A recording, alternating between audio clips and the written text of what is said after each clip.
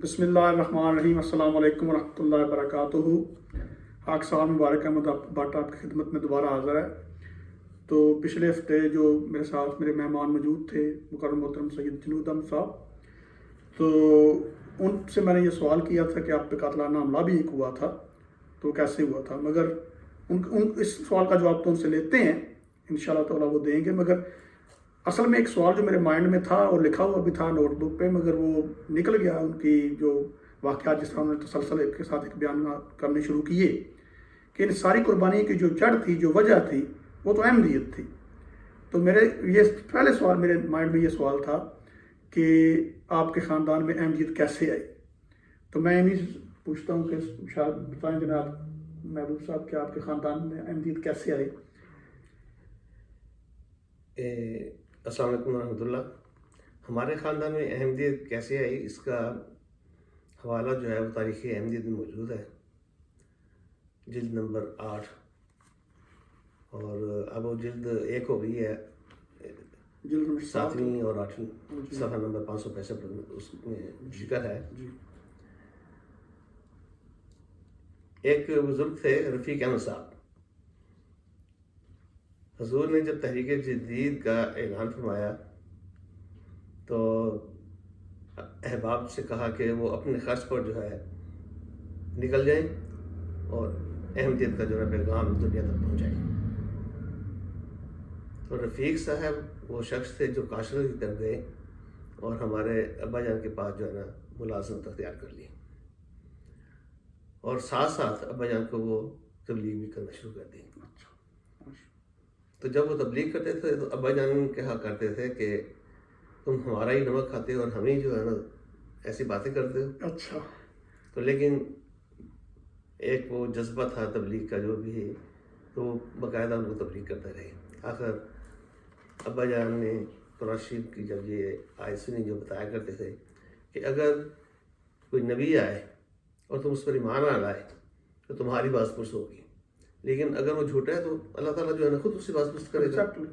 جب انہوں نے قرآن شریف پڑھتے ہوئے یہ ترجمہ اس کا پڑھا تو وہ جو ہے پھر احمدیت انہوں نے قبول کر لی، اور پھر حالات کچھ ایسے خراب ہو گئے، رشین ترکستان کے انقلاب آیا اور وہ وہاں سے جو ہے نا پھر جو بڑے سرکردہ لوگ تھے ان کو انہوں نے پکڑنا بھی شروع کر دیا۔ تو وہاں سے پھر انہوں نے ہجرت کی، اور ہجرت کرتے ہوئے جو ہے نا قادیان لمبا ایک سفر اختیار کیا، تو قادیان پہنچے، اور قادیان پہنچ کر حضرت مسلح موعود کے ہاتھ پر بیعت کی، دستی بیعت کی۔ اس کا مطلب کہ ویسے وہ یعنی کہ احمدی ہو چکے تھے وہاں ملک میں ہی، بالکل اسی مگر حالات خراب ہونے کی وجہ سے وہاں سے انہیں ہجرت کرنا پڑی۔ اچھا، تو اب جب انہوں نے ہجرت کر لی تو ساتھ ان کے والدہ بھی تھیں، ہمشیرہ تھیں، اور ان کے ایک بھائی تھے اور ان کا بیٹا، وہ ان کے ساتھ آنا چاہتے تھے لیکن وہ نہیں آ سکے۔ سپٹمبر میں یہ پہنچے ہیں، اور پھر اکتوبر میں کافی عرصے کے بعد ان کی والدہ، یہ 1938 کی بات ہے، اس وقت حالات بھی اچھے نہیں تھے، اور جو سفر کے آمد و رفت کے ذرائع تھے وہ بھی اتنے اچھے نہیں تھے، پیدل اور گھوڑوں پر اور کچروں پر جو ہے سفر کرنا پڑتا تھا۔ وہ ایک علیحدہ داستان ہے، اور موسم بھی جو ہے نا برف باری کا۔ تو جب وہ 38 میں وہ احمدیت ہو گئے، اور وہیں پر جو ہے نا انہوں نے اپنی پریکٹس وغیرہ بھی شروع کر دی قادیان میں، اور 1947 میں پارٹیشن کے بعد وہ سرگودا شفٹ ہو گئے۔ ایک بات یہاں مجھے میرے مائنڈ میں آئی ابھی آپ نے جو بات کی ہے نا، کیونکہ وہ تو ہندی یا اردو ان کی زبان تو نہیں تھی نا، ان کو پھر لینگویج کا بھی مسئلہ ہوگا۔ اردو انہوں نے سیکھ لی تھی، لیکن اردو وہ ایسے ہی بولتے تھے کہ جس طرح کہ غیر ملکیوں کی ہوتی ہے، جیسا پٹھانوں وغیرہ کی، تو مذکر مؤنث کی کوئی تمیز نہیں ہوتی تھی۔ ٹھیک، لیکن بڑی بات نہیں کی بات ہے، پھر بھی دوسری زبان سیکھنی بہت مشکل ہوتی ہے اور سن کے سیکھنی۔ بالکل۔ اچھا، تو اس میں یہاں جی کریں بات آپ۔ تو سرگودا شفٹ ہونے کے بعد پھر جو سب سے پہلے سن 53 کے حالات سے گزرنا پڑا، اور وہ بھی ایک کٹھن مرحلہ تھا، اور اسپیشلی ابا جان کے لیے کہ وہ غیر ملکی بھی تھے. لیکن یہ خدا تعالیٰ کا شکر ہے کہ اس وقت حالات ایسے نہیں تھے، اور کچھ ابا جان کو جو نا وہ ترکی ڈاکٹر بھی کہا کرتے تھے، ایرانی ڈاکٹر بھی کہا کرتے تھے، اور مرزائی ڈاکٹر بھی کہا کرتے تھے. مختلف ناموں سے جو ہے پکارا کرتے تھے، لیکن عزت اور احترام جو ہے نا ان کا وہ تھا.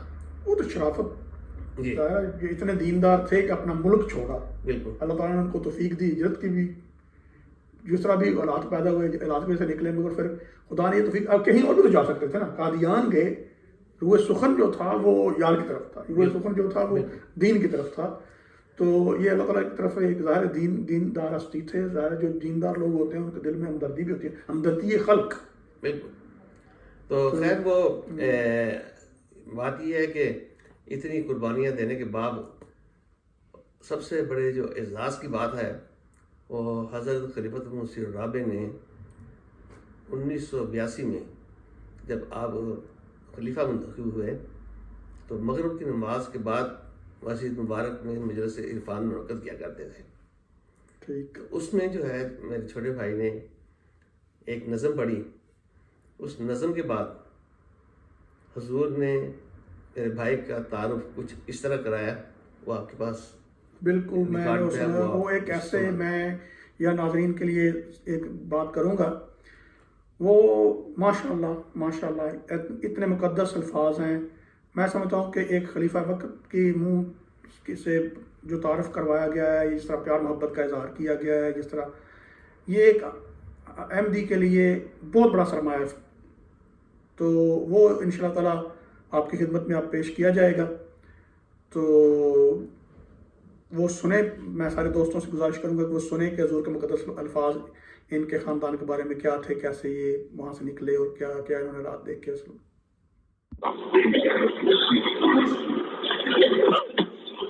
یہ شعیب جنہوں نے نظم پڑھی ہے، ان کا خاندان بھی احمدیت کے نشانات میں سے ایک نشان ہے، اور ایک ایسا نشان ہے جس کا تعلق براہ راست حضرت اقدس محمد مصطفیٰ صلی اللہ علیہ وآلہ وسلم کی ایک پیشگوئی اور ایک نصیحت سے ہے.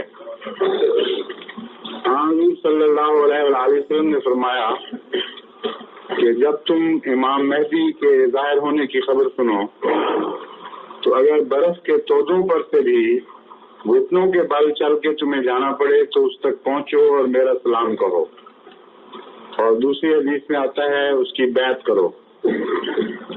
حاجی جلود اللہ صاحب مرحوم، جن کے بیٹے ہیں یہ اور ان کے بڑے بھائی محمد عالم صاحب، عال احمد صاحب، ہاں جی، اور ان کی والدہ، یہ روسی ترکستان میں احمدی ہوئے جب ان کو خبر پہنچی کہ امام وقت ظاہر ہو گئے ہیں، اور پھر وہاں سے ہجرت کر کے واقعتاً برف کے تودوں سے گزر کے آئے اور انتہائی شدید مشکلات برداشت کی، رستے کی صعوبتیں برداشت کی، لیکن اس عزم سے پیچھے نہیں ہٹے کہ ہم وہاں تک پہنچیں گے، دیاری مہدی تک، اور سلام کہیں گے.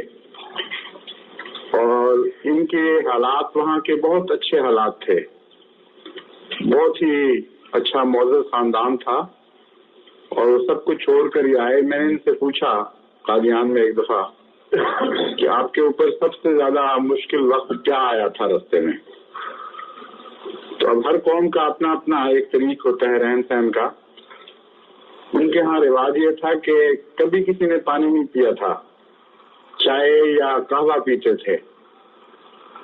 تو انہوں نے کہا کہ سب سے زیادہ دردناک وقت وہ آیا تھا جب ہم نے پانی پیا اور ہماری آنکھوں سے اپنی بے قراری کے اوپر آنسو جاری ہو گئے. یہ وقت بھی ہمیں دیکھنا پڑا کہ ہمیں پانی پینا پڑ رہا ہے. لیکن ان کے لیے بڑی قربانی تھی، جن کو ساری عمر عادت نہ ہو ان کے لیے یہ بھی ایک قربانی بن گئی تھی. بہرحال یہ خدا تعالیٰ کے فضل کے ساتھ یہ خاندان ایک نشان والا خاندان ہے، آیات میں سے ہیں، اور اللہ کے فضل سے ان کے حاجی صاحب کے سب بچے نہایت مخلص اور فدائی ہیں سلسلے کے. اور اب